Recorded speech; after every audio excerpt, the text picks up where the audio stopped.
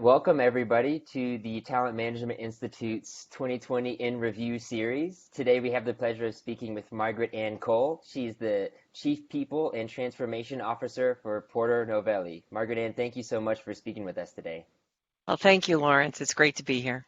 Absolutely. Well, I want to start with you. As an executive, what have been your biggest challenges in working from home?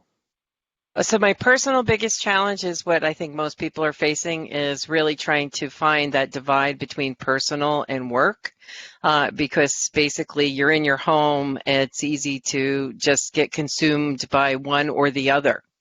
So that's my personal challenge.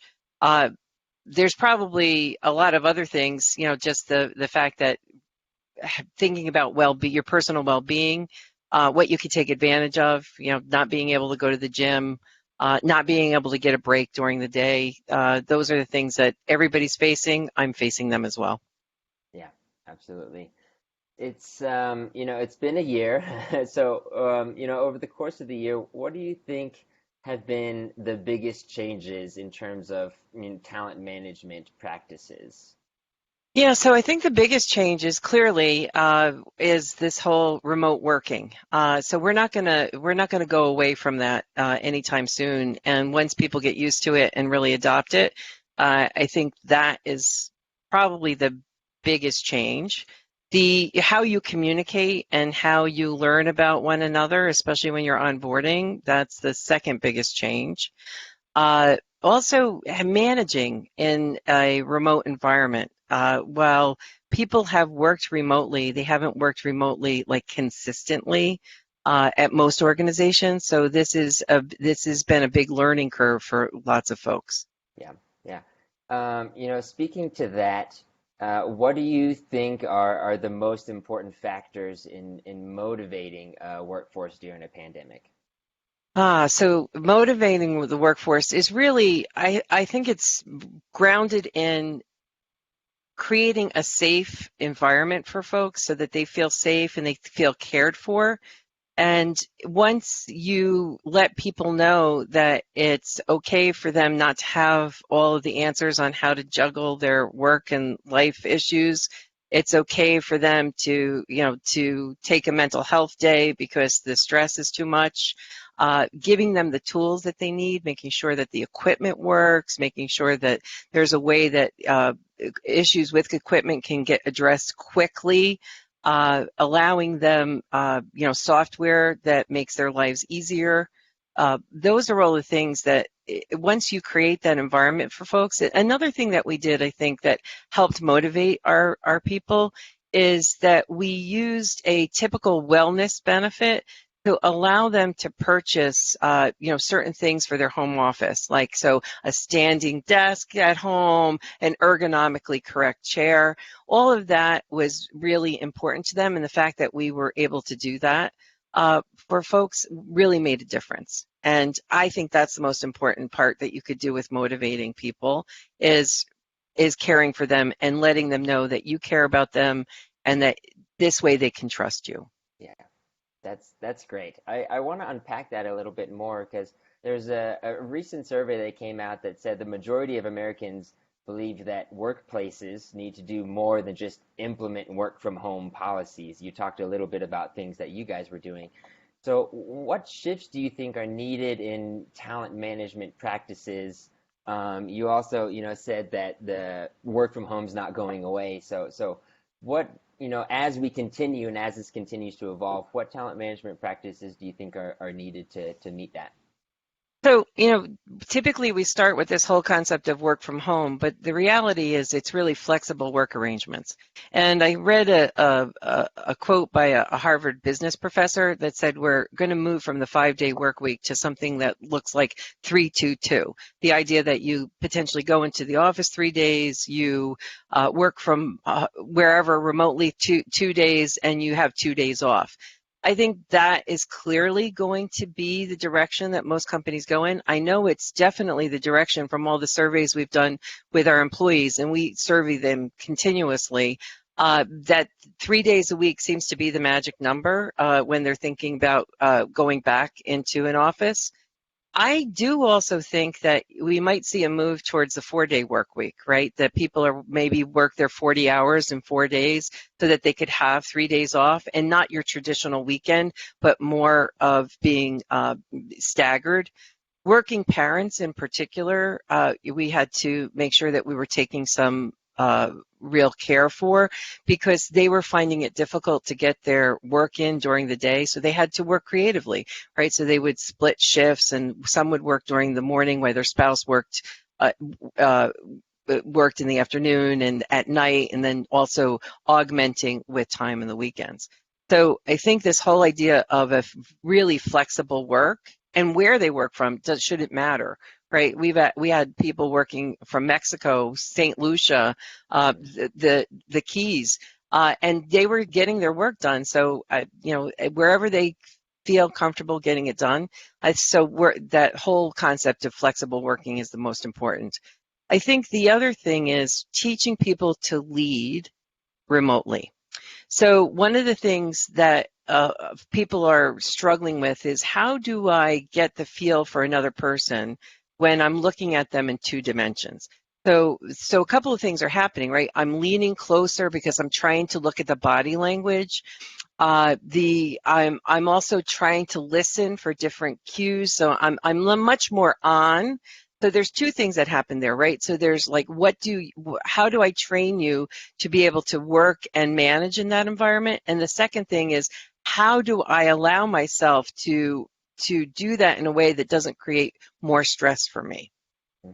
And the whole concept of wellness is changing, right? So the way we thought of like benefits, it was like, you have health and you have, different perks that you offer, but it's really now about well-being. And it's not just about, it's your physical well-being, it's your mental well-being, it's your professional well-being. And it's also professional from the perspective of our organization, as well as for your personal career development.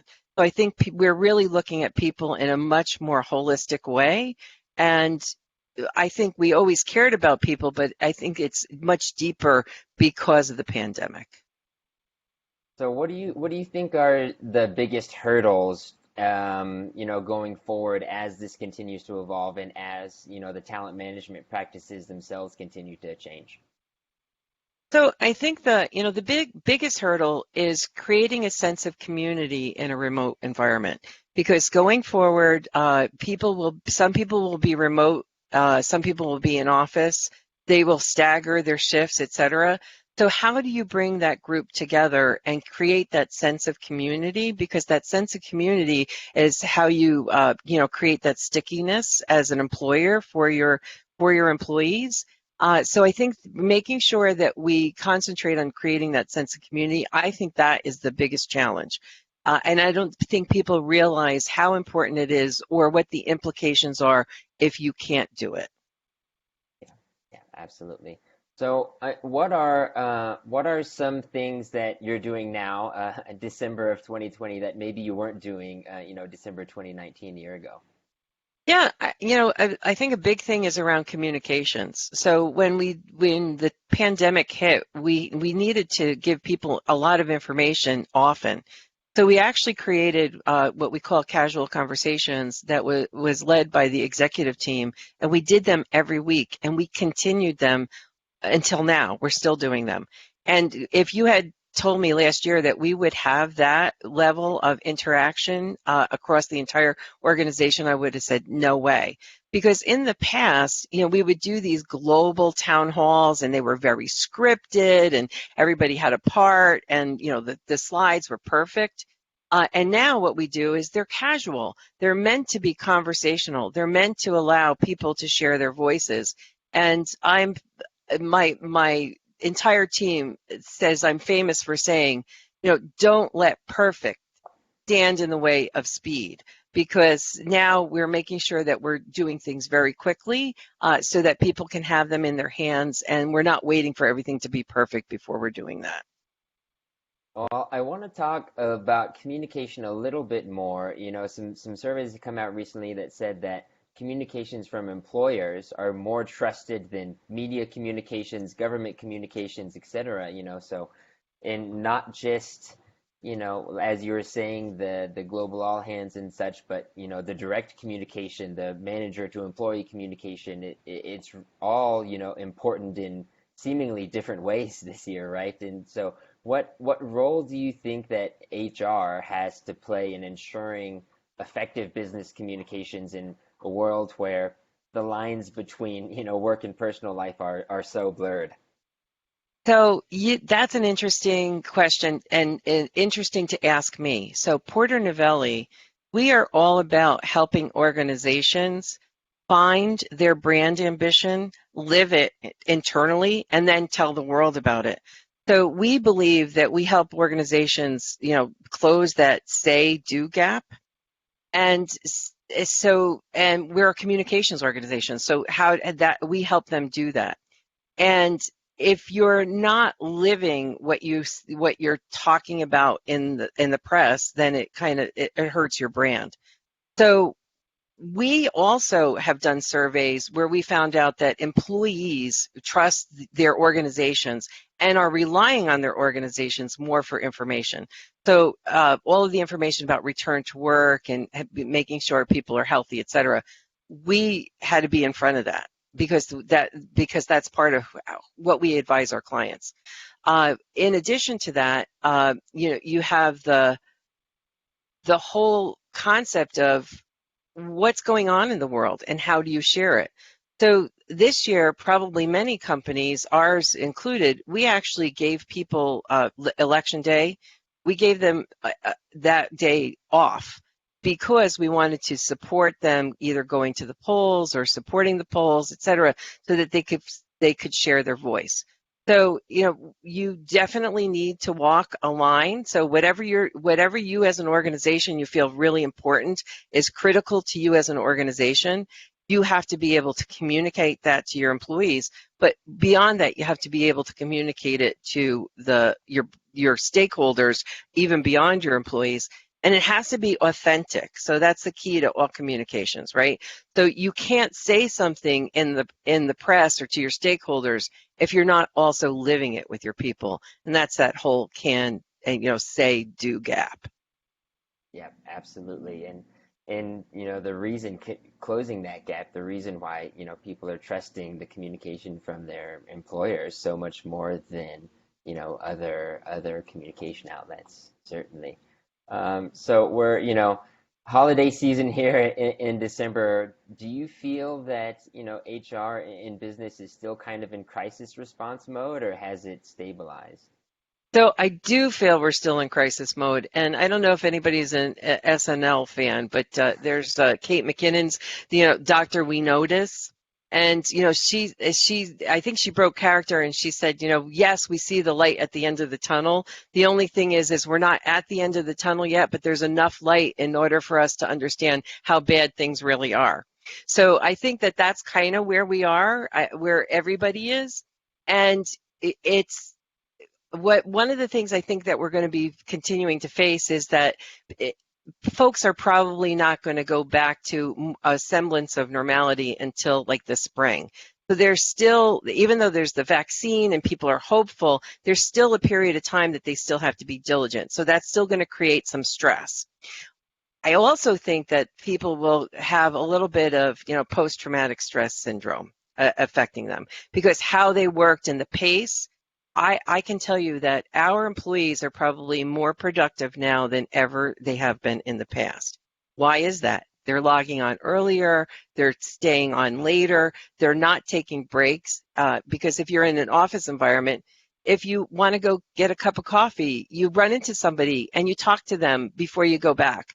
So now you're like on your PC, you're focused a good portion more of the day.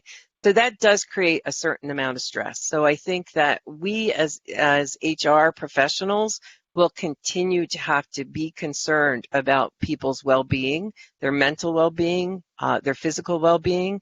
I don't think that's going to stop anytime soon. So I think we still have probably a good 6 months of very concentrated support that we have to do in more of a crisis mode than before. Absolutely. It'll be interesting to see how that continues to play out. With our final question here, I want to ask you, what has been your biggest learning in 2020? So I can't just say there's one, there's actually two. So one is kind of just a confirmation of something that I always knew and believed, and that is communication. You can never communicate enough. Even though you think you've over communicated, you certainly haven't. So using every possible tool at your disposal, online, email, teams, communities, everything, everything you could do to communicate, I think is important.